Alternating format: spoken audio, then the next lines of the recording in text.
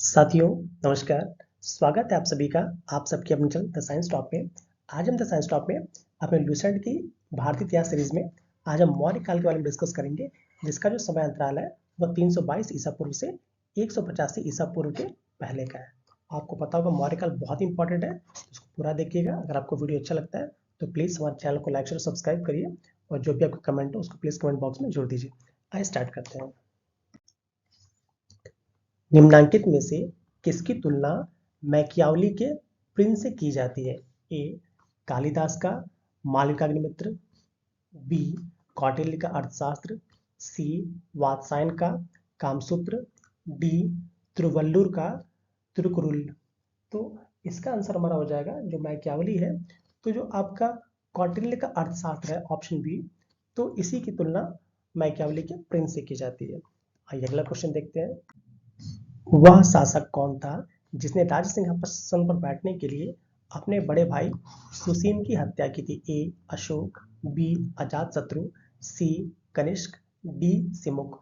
तो ये काम जो है वो आपके महान शासक अशोक ने किया था। उन्होंने अपने बड़े भाई सुसीम की हत्या की थी।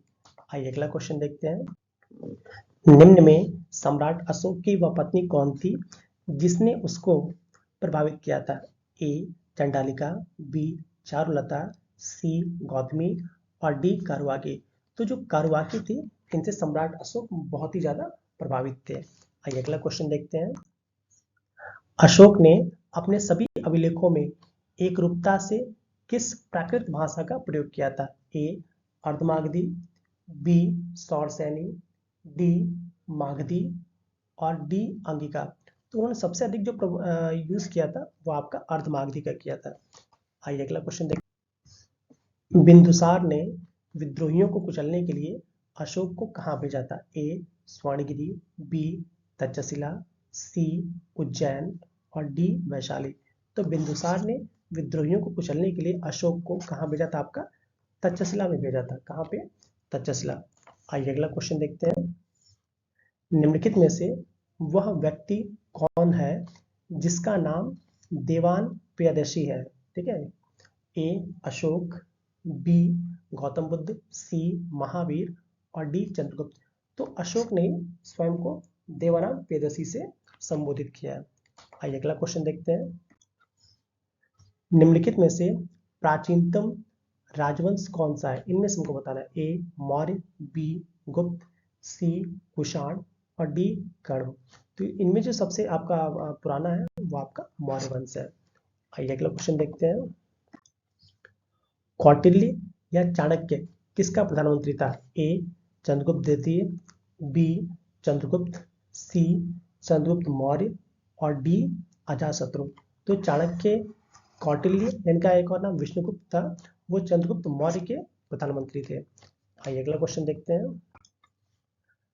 कलिंग विजय के उपरांत अशोक महान ने निम्नलिखित किस धर्म को अंगीकार कर लिया था? ए जूडाइज्म, बी बौद्ध, सी हिंदू और डी जैन।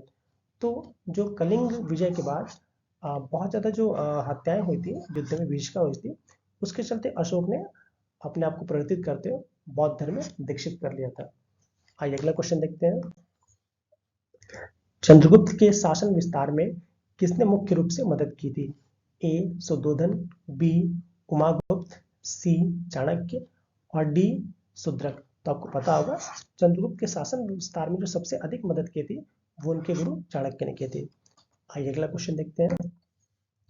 सांची किस कला व मूर्ति कला का निरूपण करता है? ए जैन, बी बौद्ध, सी मुस्लिम और डी ईसाई। तो ये सांची है, यहाँ पे सबसे बड़ा बौद्ध स्तूप है, तो आप क्या कह सकते हैं, बौद्ध कला को ये निरूपित करता है। आइए अगला क्वेश्चन देखते हैं। प्राचीन भारत का वह प्रसिद्ध शासक जिसने अपने जीवन के अंतिम दिनों में जैन धर्म को अपनाया था? ए चंद्रगुप्त मौर्य, बी अशोक, सी समुद्रगुप्त और आपका डी बिंदुसार। तो प्राचीन काल में जो अंतिम दिनों में, ठीक है, लास्ट टाइम में जैन धर्म से सबको दीक्षित करने वाले सम्राट चंद्रगुप्त मौर्य थे। कौन थे आपके? सम्राट चंद्रगुप्त मौर्य। आइए अगला क्वेश्चन देखते हैं। मौर्य साम्राज्य की स्थापना किसने की? ए बिंदुसार, बी चंद्रगुप्त मौर्य, सी अशोक और डी बिंबिसार। तो जो मौर्य साम्राज्य की स्थापना का श्रेय जाता है वो जाता है चंद्रगुप्त मौर्य को। आइए अगला क्वेश्चन देखते हैं। मौर्य साम्राज्य में प्रचलित मुद्रा का नाम क्या था? ए पण, बी तोल, सी काकणी और डी दिनार। तो मौर्य साम्राज्य में जो प्रचलित मुद्रा थी उसका नाम क्या था? पण। क्या नाम था उसका? पण। आइए अगला क्वेश्चन देखते हैं। निम्नलिखित में से कौन मौर्य वंश का शासक नहीं है? ठीक है, ए अजातशत्रु, बी चंद्रगुप्त मौर्य, सी अशोक और डी बिंदुसार। तो इनमें आप जो देख रहे हैं जो अजातशत्रु है ये आपके मौर्य वंश के नहीं है, बाकी तीनों ही क्या है? मौर्य वंश के हैं। आइए अगला क्वेश्चन देखते हैं। निम्नलिखित में से अशोक का उत्तराधिकारी कौन था? ए कुणाल, बी राहुल, सी बिंदुसार और डी इनमें से कोई नहीं। तो जो अशोक का उत्तराधिकारी कौन था? कुणाल, जो कि देखने में बहुत सुंदर था, बट उसकी आंखें बाद में निकलवा ली गई थी। आइए अगला क्वेश्चन देखते हैं। मुद्रा राक्षस का लेखक निम्न में से कौन है? ए अश्वघोष, बी विशाखादत्त, सी कालिदास और डी भास। तो आपको पता होगा जो मुद्रा राक्षस है जो कि के समय की बहुत अच्छी जानकारी देता है, इसके लेखक कौन? हमारे विशाखादत्त जी हैं। आइए अगला क्वेश्चन देखते हैं। निम्नलिखित किस शहर में अशोक के शिलालेख नहीं है?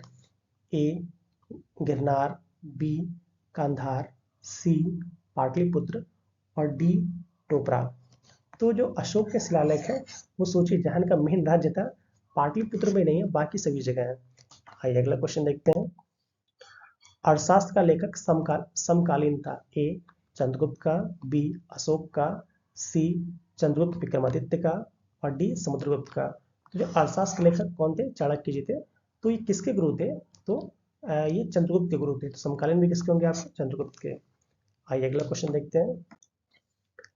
नंद वंश के पश्चात मगध पर किस राजवंश ने शासन किया था? शासन किया? ए मौर्य, बी शुंग, सी गुप्त वंश और डी कुषाण। तो नंद वंश के पश्चात मौर्य वंश की स्थापना हुई थी, जिसका संस्थापक कौन था? चंद्रगुप्त मौर्य। आइए अगला क्वेश्चन देखते हैं। मौर्य काल में शिक्षा का सर्वाधिक प्रसिद्ध केंद्र था? ए वैशाली, बी नालंदा, सी तक्षशिला और डी उज्जैन।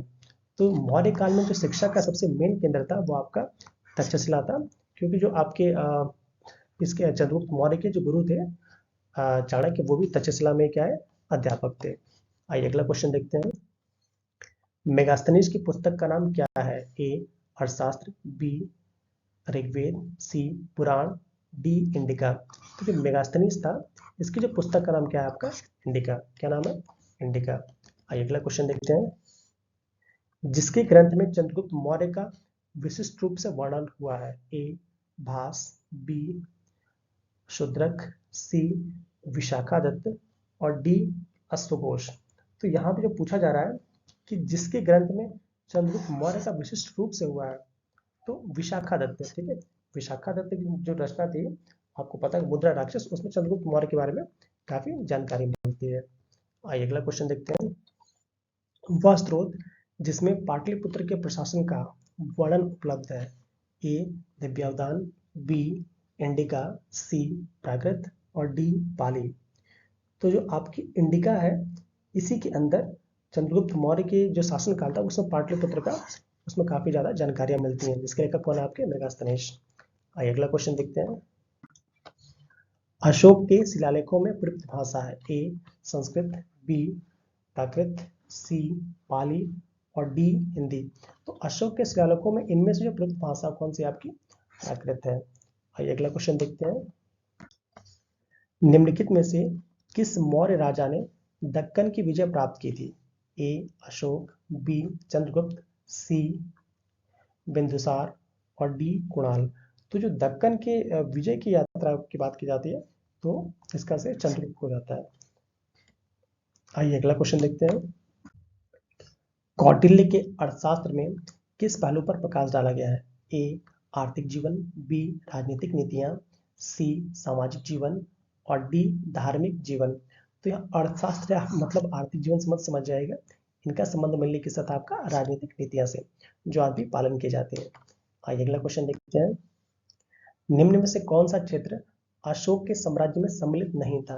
ए अफगानिस्तान, बी बिहार, सी श्रीलंका, डी कलिंग। तो लगभग अशोक ने हर जगह अपना साम्राज्य स्थापित किया था, बट श्रीलंका में उनका साम्राज्य स्थापित नहीं था। आइए अगला क्वेश्चन देखते हैं। पाटलिपुत्र को किस शासक ने सर्वप्रथम अपनी राजधानी बनाई? इनमें से बात की जा रही है। ए चंद्रगुप्त मौर्य, बी चंद्रगुप्त विक्रमादित्य, सी अशोक महान और डी कनिष्क। तो पाटलिपुत्र को सर्वप्रथम जो राजधानी बनाने का श्रेय वो चंद्रगुप्त मौर्य को जाता है। आइए अगला क्वेश्चन देखते हैं। पाटलिपुत्र में स्थित चंद्रगुप्त का महल मुख्यतः बना था, मतलब किसका बना था? ठीक है, ए ईंटों का, बी पत्थर का, सी लकड़ी का और डी आपका मिट्टी का। तो ये सम्राट चंद्रगुप्त का जो मकान बना था वो मेनली बना था आपका लकड़ी का। किसका बना था? आपका लकड़ी का। आइए अगला क्वेश्चन देखते हैं। बराबर की गुफाओं का उपयोग किसके आश्रय गृह के रूप में किया गया? ए आजीविकों के, बी थारुओं के, सी जैनियों के और डी तांत्रिकों के। तो जो बराबर की जो गुफाएं हैं वो मेनली आजीवक संप्रदाय के लोगों के लिए ही आपका आश्रय गृह था, जिसका आजीवक संप्रदाय के कौन से? आपके मखाली बोस। आइए अगला क्वेश्चन देखते हैं। किस अभिलेख से यह साबित होता है कि चंद्रगुप्त का प्रभाव पश्चिम भारत तक फैला हुआ था? चंद्रगुप्त प्रभाव की बात की जा रही है। ए कलिंग अभिलेख, बी अशोक का गिरनार अभिलेख, सी रुद्रदमन का जूनागढ़ अभिलेख और डी अशोक का सुपार अभिलेख। तो ये रुद्रदमन का जो जूनागढ़ अभिलेख है उसी में ये साबित हो जाता है कि चंद्रगुप्त का प्रभाव आपका पश्चिम भारत तक फैला हुआ था। आइए अगला क्वेश्चन देखते हैं। केवल वह स्तंभ जिसमें अशोक ने स्वयं को मगध का सम्राट बताया है। ए मास्की का लघु स्तंभ, बी क्वीन स्तंभ, सी रुमनदेही का स्तंभ और डी भ्राभु स्तंभ। तो इसमें जो हमारा भ्राभु स्तंभ है इसी में ही अशोक ने स्वयं को क्या बताया? मगधाधिराज या मगध का सम्राट बताया। आइए अगला क्वेश्चन देखते हैं। वह भारतीय साम्राज्य प्रथम भारतीय साम्राज्य स्थापित किया गया। ए कनिष्क द्वारा, बी हर्ष द्वारा, सी चंद्रगुप्त मौर्य द्वारा और डी समुद्रगुप्त द्वारा। जो प्रथम भारतीय साम्राज्य का जो कॉन्सेप्ट है इसका श्रेय मेनली हम देंगे किसको? चंद्रगुप्त मौर्य को। आइए अगला क्वेश्चन देखते हैं। उत्तरांचल में अशोक का शिलालेख स्थित है। उत्तरांचल उत्तराखंड की बात है। ए देवप्रयाग में, बी कालसी में, सी केदारनाथ में और डी ऋषिकेश में। तो जो अशोक का जो एक शिलालेख मिला है वो कहाँ मिला है? आपका कालसी में। आइए अगला क्वेश्चन देखते हैं। सांची का स्तूप किसने बनवाया? ए अशोक, बी गौतम बुद्ध, सी चंद्रगुप्त और डी खरगोन। जो सांची का स्तूप जो कि सबसे बड़ा स्तूप है इसको बनाने का श्रेय हमारा अशोक को जाता है। आइए अगला क्वेश्चन देखते हैं। अशोक के शिलालेखों को पढ़ने वाला प्रथम अंग्रेज कौन था? A John Tower, B Charles Metcalfe, D Harry Smith और डी जेम्स प्रिंसेप। तो अशोक के शिलालेखों को पढ़ने वाला जो प्रथम अंग्रेज था वो आपका जेम्स प्रिंसेप था। आइए अगला क्वेश्चन देखते हैं। प्रसिद्ध यूनानी राजदूत मेगास्थनीज भारत में किसके दरबार में आए थे? ए अशोक, बी हर्षवर्धन, सी चंद्रगुप्त मौर्य और डी हेमो। तो जो मेगास्थनीज थे जिनके पुस्तक का नाम इंडिका है ये चंद्रगुप्त मौर्य के शासनकाल में इनके दरबार में आए थे। आइए अगला क्वेश्चन देखते हैं। अशोक के जो शिलालेख संगम राज्य के बारे में हमें बताते हैं उनमें कौन कौन शिलालेख शामिल है? ए पहला और 10वां, बी दूसरा और 13वां, सी पहला और 11वां और डी दूसरा और 14वां। तो जो अशोक के जो शिलालेख है उसमें आपका दूसरा और 13वां इसमें संगम राज्य के बारे में जानकारी मिलती है। आइए अगला क्वेश्चन देखते हैं। निम्नलिखित में से किस राज्यादेश में अशोक के व्यक्तिगत नाम अशोक का मतलब अशोक का उल्लेख कहाँ मिला है? ए कालसी का अभिलेख, बी रुमनदेही का अभिलेख, सी विशिष्ट कलिंग राजादेश और डी मास्की का अभिलेख। तो इसमें जो मास्की का अभिलेख है इसी में अशोक का उल्लेख मिलता है। आइए अगला क्वेश्चन देखते हैं। किसने पाटलिपुत्र को पॉलीब्रोथा कहा था? पूछा जा रहा है किसने पाटलिपुत्र को पोलीब्रेथा कहा था? ए मेगास्थनीज, बी स्ट्रैबो, सी प्लूटार्क और डी एरियन। तो जो मेगास्थनीज था उसने ही पाटलिपुत्र को पोलीब्रोथा कहा था। किसमें कहा था इसने? आपकी पुस्तक इंडिका में। आइए अगला क्वेश्चन देखते हैं। मौर्य काल में एग्रोनोमाई किसे कहा जाता था? ए भवन निर्माण अधिकारी, बी सड़क निर्माण अधिकारी, डी कृषि विभाग का अधिकारी और डी माप तौल का अधिकारी। तो जो आपका ऑप्शन बी है सड़क निर्माण अधिकारी, इसी को हम क्या कहते थे? एग्रोमोनाई। आइए अगला क्वेश्चन देखते हैं। किस श्रीलंकाई शासक ने अपने आप को मौर्य सम्राट अशोक के आदर्शों के अनुरूप ढालने की कोशिश की थी? मतलब अपने आप को सम्राट अशोक के अकॉर्डिंग चेंज करना चाहता था। ए महाबली, बी वीर सिंह, सी तिस और डी राणा सिंह। तो ये शासक था श्रीलंका का तिस। इसी ने ही अपने आप को मतलब सम्राट अशोक के अकॉर्डिंग चेंज करने की, मतलब उन्हीं की तरह बनने की कोशिश की थी। आइए अगला क्वेश्चन देखते हैं। अशोक के बारे में जानने के लिए सबसे महत्वपूर्ण स्रोत है? ए आहत मुद्रा, बी शिलालेख, सी यूनानी लेख और डी बौद्ध साहित्य। तो अशोक के बारे में जो सबसे बड़ी इंफॉर्मेशन मिलती है उनके शिलालेखों से मिलती है। आइए अगला क्वेश्चन देखते हैं। अशोक द्वारा कलिंग पर चढ़ाई की जानकारी के लिए कौन सा सबसे महत्वपूर्ण स्रोत है? ए महावंश, बी 13वां बृहद शिलालेख, सी दिव्यावदान और आपका डी 7वां स्तंभ शिलालेख।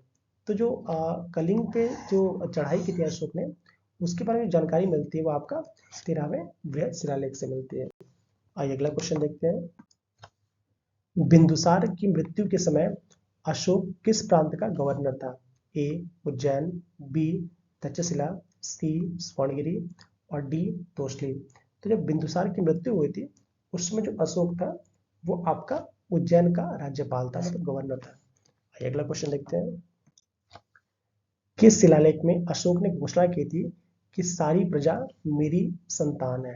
ए पृथक कलिंगा शिलालेख, बी 5वां बृहद शिलालेख, सी दूसरा बृहद शिलालेख और डी बराबर गुफा लेख। तो जो आपका पृथक कलिंग शिलालेख था, मतलब युद्ध की जब विवेचना देख ली थी उन्होंने, तो उसके बाद उसमें उन्होंने कहा था कि सारी की सारी प्रजा मेरी संतान है। आइए अगला क्वेश्चन देखते हैं। कौन सी घोषणा युद्ध और हिंसा के प्रति अशोक के आंतरिक दुख को स्पष्ट करती है? ए किन्नार शिलालेख, बी 5वां बृहद शिलालेख, सी मानसेरा शिलालेख और डी कलिंग का पृथक शिलालेख। तो जो कलिंग का पृथक शिलालेख है यही घोषणा करती है कि अशोक आंतरिक रूप से काफी डिप्रेस थे, शोकाकुल थे। आइए अगला क्वेश्चन देखते हैं। विष्टि है, विष्टि क्या है? ए वैवाहिक अनुष्ठान, बी बेगारी, सी प्रांत और डी जिला। तो जो विष्टि है ये मेनली कहते हैं बेगारी को, बेगारी भट्टा नहीं समझते हैं। ठीक है, अगला क्वेश्चन देखते हैं। मौर्य काल में सीता से तात्पर्य है? ए एक देवी, बी एक धार्मिक संप्रदाय, सी राजकीय भूमि से प्राप्त आय और डी ऊसर भूमि। तो मौर्य काल में सीता कहा जाता था राजकीय भूमि से जो आय मिलती थी उसको। आइए अगला क्वेश्चन देखते हैं। अशोक के मनसेहरा, मतलब जो पाकिस्तान में है, एवं शाहबाजगढ़ी जो भी पाकिस्तान में है, से प्राप्त बृहद शिलालेखों में से किस लिपि का प्रयोग किया गया है? ए खरोष्टी, बी संस्कृत, सी तमिल और डी यूनानी। तो मिली जो पाकिस्तान में जो भी मिले हैं उन सब में आपकी खरोष्टी भाषा का ही उपयोग हुआ है। आइए अगला क्वेश्चन देखते हैं। अशोक का समकालीन तुर्मय राजा था, कहाँ का राजा था? ए मिस्र, सी कोरिथ, डी मैसिडोनिया और डी सीरिया। तो जो आपका तुर्मय था वो कहाँ का राजा था? आपका मिस्र का राजा था। आइए अगला क्वेश्चन देखते हैं। किसके शासनकाल में डाइमेकस या जिसको डीमेकस भी कहते हैं भारत आया था? ए चंद्रगुप्त मौर्य, बी बिंदुसार, सी अशोक और डी कनिष्क। तो जो डाइमेकस था यह आपका सम्राट बिंदुसार के शासनकाल में भारत आया था। आइए अगला क्वेश्चन देखते हैं।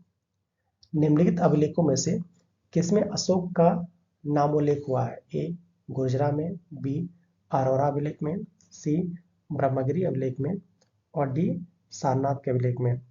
तो जो अशोक के नामोल्लेख हुआ है वो आपका ओजरा के अभिलेख में हुआ है। आइए अगला क्वेश्चन देखते हैं। किस बौद्ध मूल ग्रंथ में मौर्य सम्राट अशोक का विवरण शामिल है? ए विनय पिटक, बी अभिधम्म पिटक, सी सुत्त पिटक और डी महावंश। तो जो अशोक सम्राट अशोक का जो विवरण मिलता है सबसे अधिक वो मिलता है आपका महावंश, जो कि एक प्रसिद्ध बौद्ध ग्रंथ है। आइए अगला क्वेश्चन देखते हैं।